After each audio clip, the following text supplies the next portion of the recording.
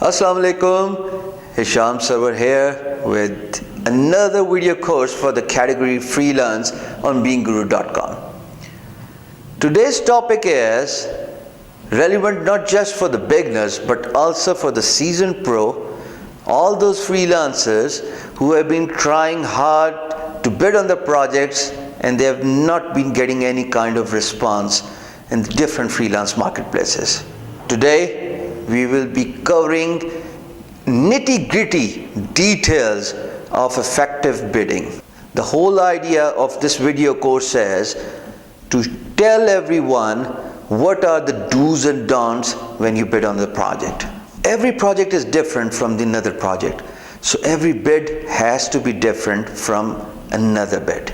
In the previous videos, we have covered how to create a profile, the importance of the videos, the importance of your portfolio, the importance of the testimonials or the endorsements for your profile, as well as for your website.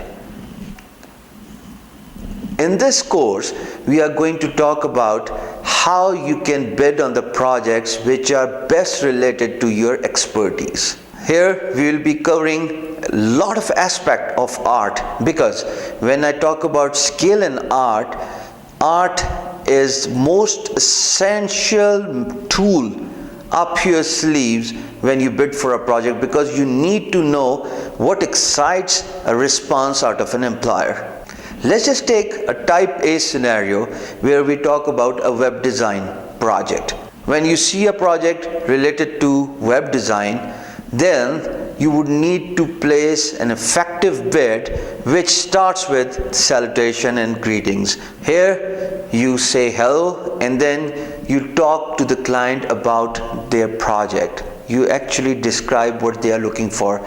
The reason why I say so is because employers also want to see if there is project which is completely read by a freelancer. So when you start with the greetings and then talk about the client's project, then you move down to your approach towards the project.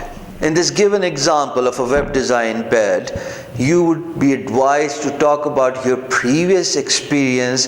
Of course, after you have read the client's requirement, you need to tell client what you have done in the past or the similar project you have successfully done in the past.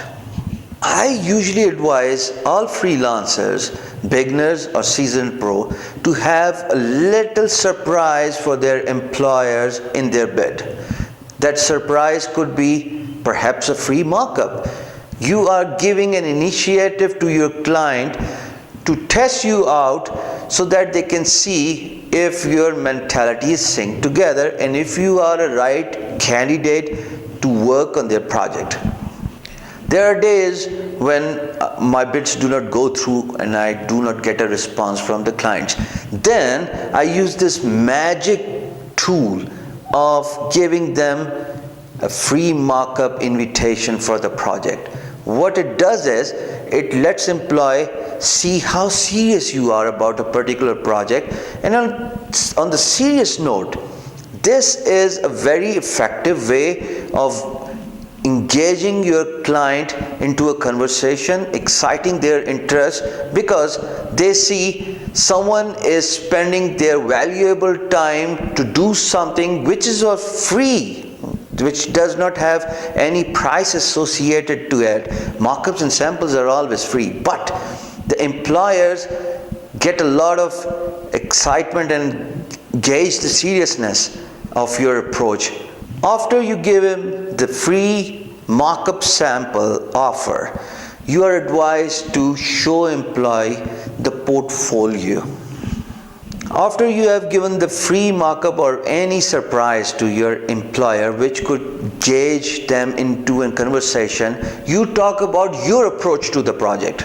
Here you need to tell your employer about the time you will take, the language you will use to develop their website, the database, if it is a database driven website, what database they'll be using, if it is an e-commerce website, what merchant account you would be using for their project. Remember, every problem is an opportunity. And here, if the client needs a database or an e-commerce website, you can actually ask them a lot of questions. Questions means you are exciting an interest or a response from an employer, because when you ask them a question, naturally they will get back to you with an answer. That's how the conversation starts. After addressing your solution to the project, you then get down to the portfolio, and this is where you strike hard. The portfolio has to be relevant to the project. For example, in this case of web design, it would not make any sense to give a portfolio link of a logo design or a brochure design or your SEO work. You would be only advised to talk relevant to the project, which essentially means that you are going to give web design portfolio examples to your client. Remember, the video link which could be hosted on your web server should always be there on every bid, on every portfolio.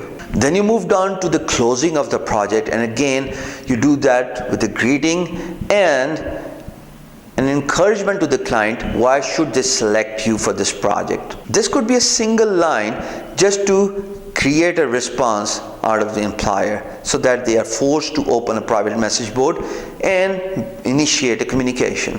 It won't be a bad idea to talk about your references, because references means you are a seasoned pro and you have done a similar work in the past. You give the references of your employers whose work you have successfully completed, and you tell your employer that they can reach out to those clients you have done work for.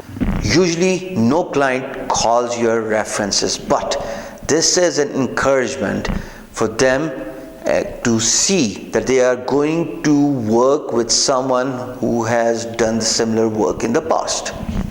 When I say every bid has to be different, you do not need to apply this formula for every bid. This is a type A setting, type A formula. There can be many other spin to this aspect, which you only gauge as you gain responses from your employers.